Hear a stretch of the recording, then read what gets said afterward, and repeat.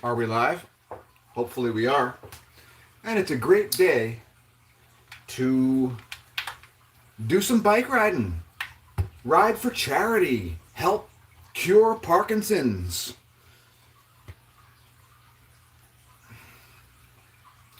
And of course, our finest days lie ahead. That's the title of the video today. This live stream's title, Our Finest Days Lie Ahead, while end times cultists and grifters just lie. The oldest grift of all time. The end is near. Do what I say and you'll be saved, right? The standard nonsense. Like, don't buy it, folks. Don't buy the snake oil. It's pathetic. It's pathetic. And, like, what the hell? Extraordinary claims require extraordinary evidence. So, until you got some, the apocalypse has yet to arrive. So, join me on this fine day for breakfast. Even if you're viewing in syndication, we want to know what you had. And we'll briefly talk about space weather, Earth weather, and maybe even some news stories. So make sure you stay tuned for that. In the meantime, we'll talk about whatever you like. And yeah, I'm going to start some breakfast here. So we'll wait for all of you fine folks to actually join. Don't forget to press like and subscribe if you're new to the channel. Otherwise, you're not going to see the content.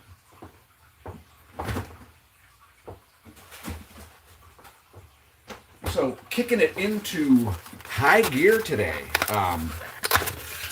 I mean, the cycling form has been doing things that I could have never dreamed of asking for. You know, like the level of skill continues to rise. So been doing this a while. So that's very surprising. Very surprising. Because yeah, I've been doing this a while, and today I just hit a new max power. So that was not expected by any stretch, but now my max power over 1200 watts. 1223, I think, is my new max power ever achieved. So over 1200 watts, and what's the next stop? 1600. Like, what, you know what I mean? You got to have a stretch goal.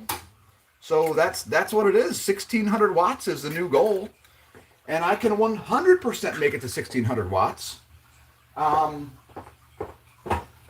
I couldn't even believe it. Yesterday, I was actually not even riding hard, and I got over 1100 watts. So yeah, it's bonkers. It's bonkers, folks. And all I can say about the cycling fitness is do all the things. All right, you want to get faster on the bike. You want to get super fit, like you want to be able to do stuff that you've never expected yourself to be able to do. Do all the things. All right. There are plenty of channels out there. Bulletproof Cycling, GCN. There are a million cycling channels. We only cover a little bit of cycling stuff, mainly in the form of our shorts. And there'll be some coming out later today, actually. Some new shorts coming out today. So make sure you check those out.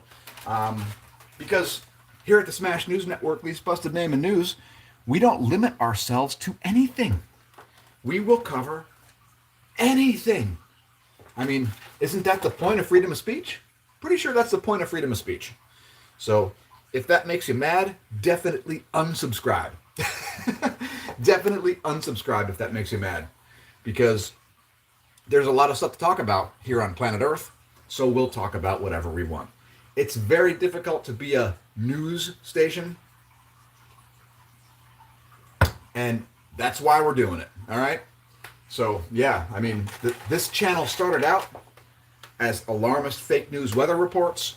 Thanks for tuning in. Whoever has, press the like button, leave a comment if you've got stories you'd like commented on. Time to get some post-ride carbohydrate. Yeah, post-ride carbohydrate. There's nothing like the potassium of the humble banana. You know, I'm told they spray ripening agents on the outside of these things. So we always rinse them off. That way they last longer, we think. So today's post-ride breakfast, simple. 3 jumbo eggs. Everything else on top of that is gravy, folks. Gravy. And this banana's got some foul spots. Good enough.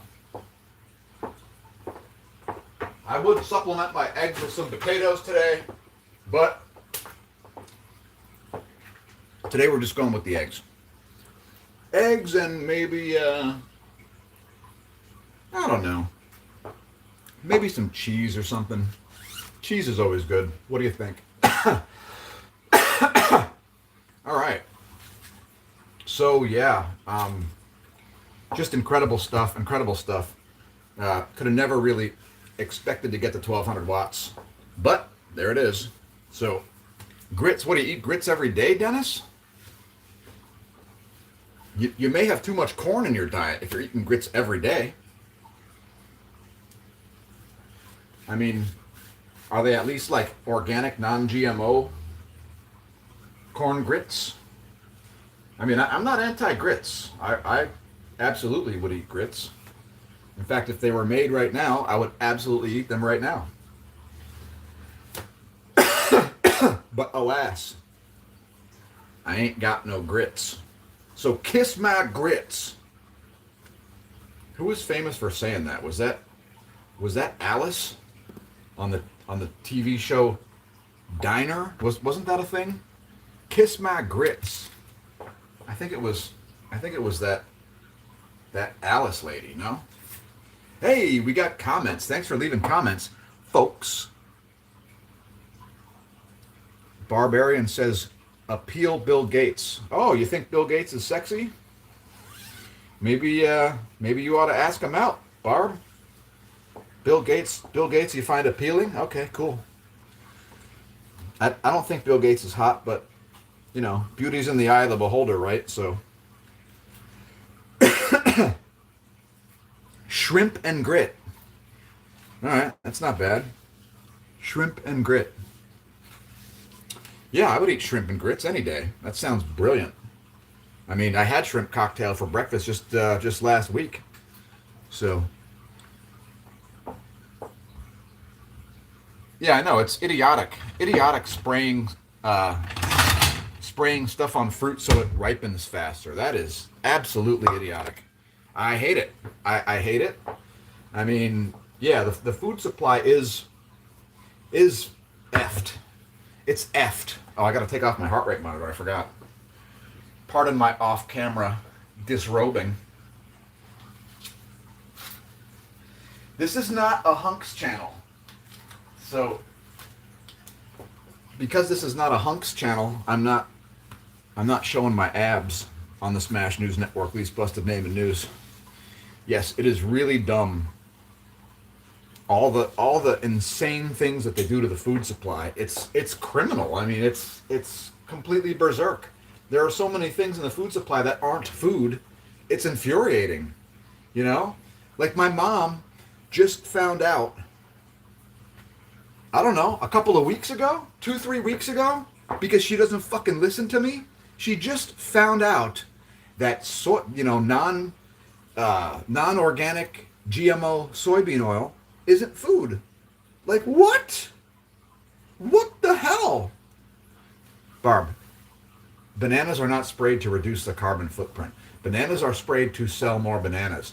So they ripen more quickly so that you have to go buy more because your bananas ripen too quickly and you had to buy more. It's so you eat them faster. That is why the ripening agents are sprayed on the bananas. It has nothing to do with carbon dioxide. It's just basic business stuff. So yeah, I mean, yeah, soybean oil, folks. Let me just rant about soybean oil. Soybean oil is in all kinds of food, and you shouldn't be eating it. I don't care if you're a man or a woman. If you're a man, you don't want to grow boobs, and if you're a woman, you don't want fake estrogen flooding your system either. Either thing is terrible. So, soybean oil, like, get it out of your diet, all right? Mayonnaise, perfect example. Mayonnaise, just make your own. Do you own a blender? It takes seconds. Seconds. You take an egg, you throw it in there, you throw in a certain amount of, you know, organic non-GMO olive oil or avocado oil or various kinds of oil. You can even use multiple kinds of oil. Add a little bit of vinegar, maybe some other like spices if you want to, like you could put garlic in your mayo if you want to make it like a garlic aioli. Like just make your own stuff, folks. There are so many alternatives out there that are terrible to making your own stuff. And restaurants, like restaurants are a problem. Like we almost never go out to eat. We almost never purchase food from any place except a grocery store because it's terrible. I mean, what restaurants use on grills is just ridiculous. So like if you get like a grilled sandwich, you get like a Reuben or a grilled cheese or something like that from a restaurant, you're nuts because the the oil that they use, excuse me, it looks like Crisco, but it ain't Crisco. It's way worse. I mean, I don't even know what it is. It's Cisco brand probably, and like it comes in a giant bucket. You know, it looks like Crisco. You know, that vegetable shortening crap that people used to use on stuff. And they just take that like with a freaking spatula and just slather that crap all over the grill, and that's what they use to like brown your sandwiches. Like that stuff's probably not food either. I'm not sure exactly what it's made out of, but if you research what restaurants use on their grill, it ain't butter, it ain't lard, it ain't beef tallow. So, like, do you really want to eat that? It's a terrible idea. If you go to a restaurant, right, and you order like baked haddock and steamed vegetables, it's gonna be fine. They can't screw that up. I mean, I guess they probably can figure out a way, but you know, it just goes on a metal thing in the oven, the fish, and the vegetables are probably just microwaved. That's fine. But when you start getting grilled stuff from a restaurant, it's smoked corn aioli. Dennis, you are a corny dude, Dennis. I mean, I'm not knocking it, but oh man, you got too much corn in your diet there, bud. Like, chill on the too much corn, man. All right, my eggs are almost done. We're gonna talk about space weather and so on. So, oh, he's gonna smoke a chicken. Oh man, sounds fantastic. Don't do it after watch the movie Waiting. Lol. Yeah, what, the movie Waiting caused you to not go out to eat anymore? I don't blame you. 1337. That means elite, by the way. Did you know that you can be elite without being an elitist? It's true, and I encourage it. Be elite. Anything worth doing is worth doing at a world-class level. And by the way, pardon my disheveled appearance. I may look like I smell badly. I smell fantastic. Feeling good, smelling better. That's like, you can't ask for much more than that, right, folks? Feeling good and smelling better. So yeah, smoking a chicken, that sounds freaking amazing. What are you going to use? You're going to use pecan. You're going to use apple, cherry, peach, pear. Like, what are you smoking it with? Hickory. I mean, there's so many choices. You know, the Bavarians, they actually they smoke meat with pine sometimes. You got to be careful with it. People say it's poisonous. It's not really poisonous. But yeah, you can actually smoke with pine. You just got to be a little bit sparing with the amount of smoke that you use. It does impart a flavor that you may not get otherwise. I mean, I think my favorite is probably apple. And oh, nice apple. Yeah, dude, that's the way to go. I know a guy in Georgia. I used to game with him.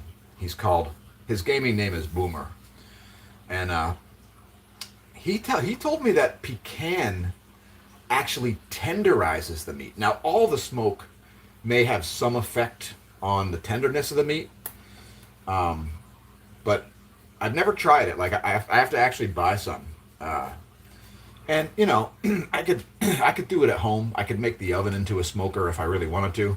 It's just that it would smoke up the condo quite a bit, so probably won't do that. But you know, my buddy has a charcoal grill, so like that should be a project we should do here this fall. We should try some pecan, and you know, like cook some stuff exactly the same with pecan smoke, and then have another grill going with some other kind of smoke, like apple.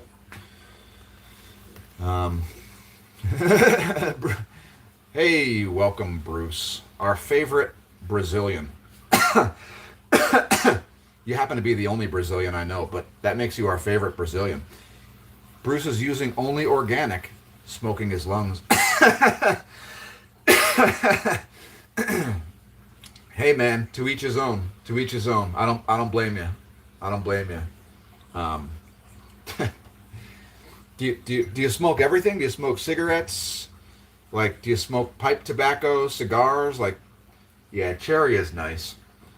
Do you just smoke the ganja? Like, what's up? What's up, Bruce? Do you smoke everything? Hopefully you don't smoke crack and meth. Yeah, thanks for leaving comments, everybody. I appreciate that. It makes for a better time cooking eggs. You know, I'm just standing here waiting for my eggs to be done, thinking, damn, my abs are jacked. I went and did some pull-up training. So let me share some fitness goals. A fitness goal.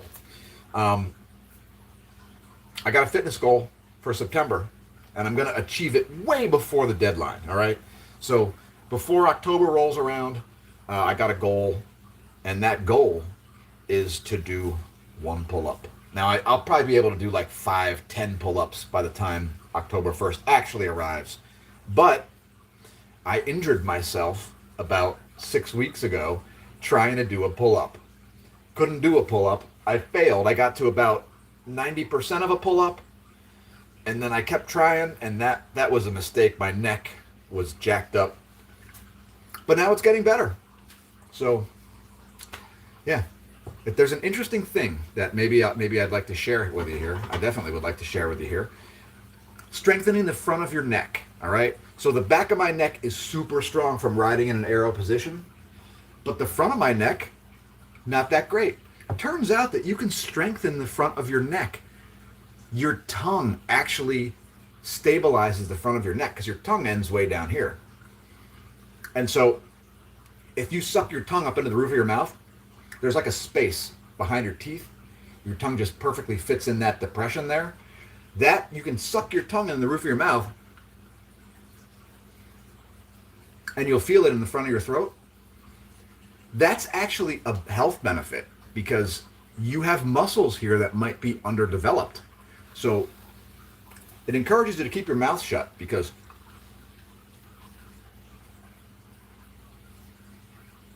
when you do that, the whole front of your neck like gets flexed. So it's super important, I think, especially like as a cyclist, to have that frontal neck well developed, because any muscle that you have that's real strong, like the back of my neck, the opposite flexion of it should also be really strong. So for example, if your quads are super strong, you should do some hamstring work, because if your quads are too strong for your hamstrings, you can actually blow your knee out because they're both flexing that same joint. You know, your hamstrings bend your leg and your quads straighten your leg. And because of that, if your hamstrings are too weak, you can actually blow your knee out. You could tear, you know, it's probably the MCL that would tear, but I'm not like a knee expert. But yeah, it's an interesting thing. So like any muscle, right? Like if you like do lots of bench press, you should be doing some heavy rowing as well, because your back has to equal out your chest. All right. So like that's how you get symmetrical. the front and back have to, if your hip flexors, if your glutes are super strong, you should have strong abs because you need a strong core regardless, because any hard exercise is going to pull on your core. And if your core is not strong enough, you'll try to rip yourself apart. It's very interesting because when you get too strong, you have to have connective tissue to go along with that. If you get too strong, you can literally rip yourself apart. In a very real and very terrifying fashion, you can destroy your joints, ligaments, tendons, and so on.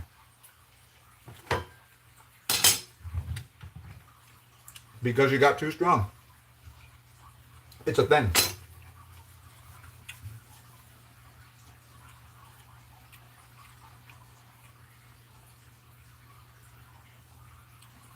Just checking your comments here. Marlboro, huh? I'll bet you're a Marlboro Reds guy, right? Plain old everyday Marlboro Reds, like the most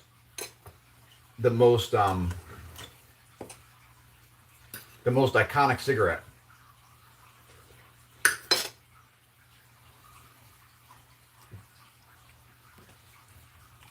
Back in the high school days, I used to smoke cigarettes.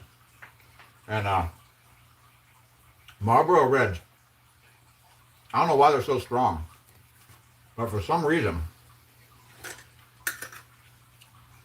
my best friend used to smoke those things. So occasionally I would bum one from him. And I had to like smoke half at a time. It would damage me. I would be like laid out. Dennis, the eggs they're just cooked. Oh wait, what do we have here? Venus and Jupiter looked amazing. Nice. We had a cloudy morning today, so I didn't get to see those. But we saw Jupiter a couple days ago, and it was spectacular. I mean, it was getting light out, and you could still see that thing. My favorite planet besides Earth. The eggs are just fried eggs. Just fried in a pan. 3 jumbo eggs. I like my yolks liquid. And I like my whites solid. The reason for the whites is because there's something in there that blocks biotin absorption if you don't cook the whites. And the reason I like the yolks liquid is because they're easier to digest. I mean, eggs are super easy to digest anyway. But when you push your body to the point where you're like practically committing suicide by pedaling, you want to make things easy for yourself, because you do the hard stuff on the bike and then you do the easy stuff the rest of the time.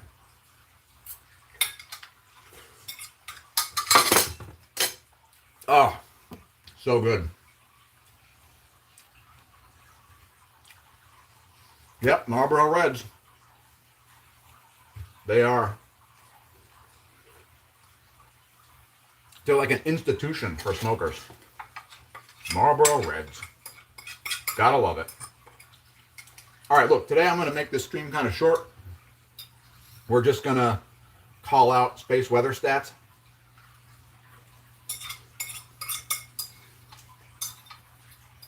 And we're not going to talk about any news stories because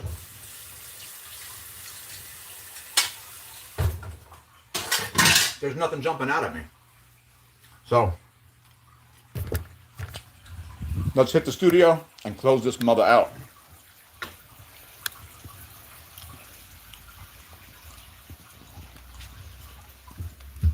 I got things to do, places to go, and people to see. And it's going to be a hell of a winter.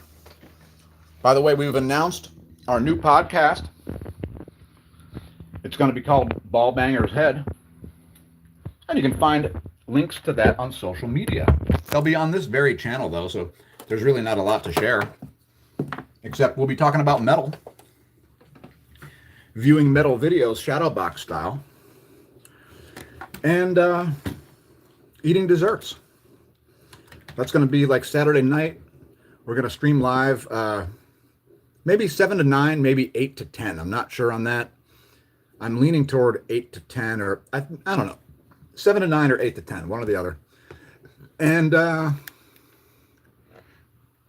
yeah, that this way, because let me just explain. If you remember the Headbangers Ball from MTV, that's where we kids from the 90s used to get our new music, because there were no interwebs. There were interwebs, but we didn't really have it. And, that wasn't how you found new music. You found new music because MTV did some work as a beneficial entity. So, that was nice. And like, that's how I found out about Primus, right? The first time I ever saw Jerry was a race car driver, was on Headbangers Ball. We recorded it one night. We saw that video and we were like, who is this? Is the best band I ever saw in my life. And we were so excited about them because, it's Primus. Like Les Claypool is a genre unto himself. I mean, one of the best bassists who's ever lived. That guy's fingers, he could definitely like crush your femur. He could just grab your thigh and just turn your femur to dust.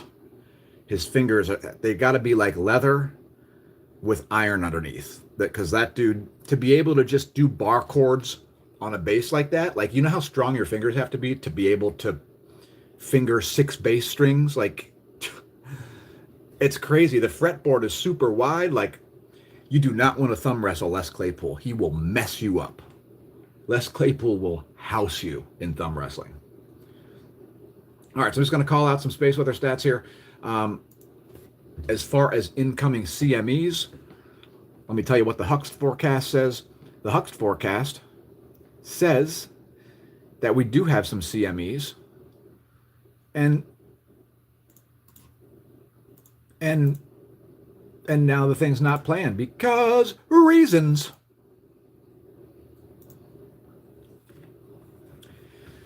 So yeah, there have been some cyber attacks, and those have failed. So if you're out there trying to do some cyber attacks, good luck with that. You've failed, and you'll continue to fail because our security is superior to your exploits. Your attempted exploits are just kind of sad. So, yeah, multiple CMEs popping off here. Some pretty good ones, but no earthly directed ones. Sunspot number is down again, I think. Yep, down to, it's below 100 now. So if you're scared of low sunspot numbers, we are below 100 sunspots. So now may be a time for you to jump into your doomsday bunker. I don't know why you'd be scared of low sunspots or high sunspots. It's probably because you don't understand physics. But we're below 100 sunspots, so if you want to hide in your bunker, now might be a great time for it. Although it's going to be a waste of time and energy because the end is not near. Our finest days lie ahead. So there's that. 10.7 centimeter radial flux is currently at 122 solar flux units. Solar wind parameters are chill. They are, what do you got? A little bit elevated solar wind speed here at about 500 kilometers per second. Solar wind density about 1 proton per cubic centimeter. So dense and a little bit fast. And besides that, it is chill. We did have a brief period of KP 5.67.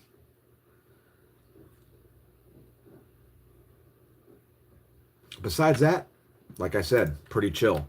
As far as solar energetic particles, we ain't got none. As far as flaring goes, we are at a B-class background flux, just fluttering around the C-class background flux. So, yeah, it's pretty chill. As far as magnetism goes, well, let's talk filaments next. Actually, El Teide, Spain, showing a lot less filaments than we saw last week. I'll show you that briefly. There you go. There's the filament situation. The El Teide ground-based solar observatory. So we do have some big filaments here, especially in the southeast, but for the most part, much less filaments than we've had recently. As far as the magnetic environment goes, the heliosphere, at least the part in which Earth resides, is of south pole magnetic orientation. There it is. Earth well into a south pole oriented magnetic sector. As far as the past few hours go, the sun is pretty inactive right now, but there is a big active region about to rise here, and I think we can see it brightening already up here. I believe that's going to be a new active region here in a minute. And we do have a CME jumping off as we produce the video. That is not going to be earthly directed. It will miss Earth off to the northwest, which would be your upper right screen.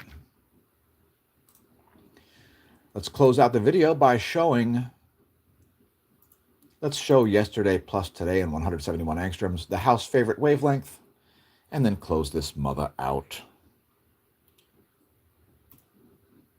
So thanks everybody who left comments. Thanks for tuning in. Congratulations on realizing the Smash News Network least busted name in news exists. We've only produced the world's most comprehensive daily space weather content for, well, now we're pushing 7 years. So we did 6 years every day, actually over 6 years every day, and now not. So that's where we'll close things out. Thanks for tuning in, folks. Congratulations on viewing the content. Hit us up on Discord if you've got any concerns that are of an immediate sort of concern, and we'll be happy to help you out. You can find links below the video in the description to all kinds of things, so hit us up online. We're pretty easy to find on social media. Press that share button, especially if you're an influencer. Anyway, I'm out. I've been your host, Dan, aka Smash-O-Mash, signing off, and until next time, may that solar wind be at your back.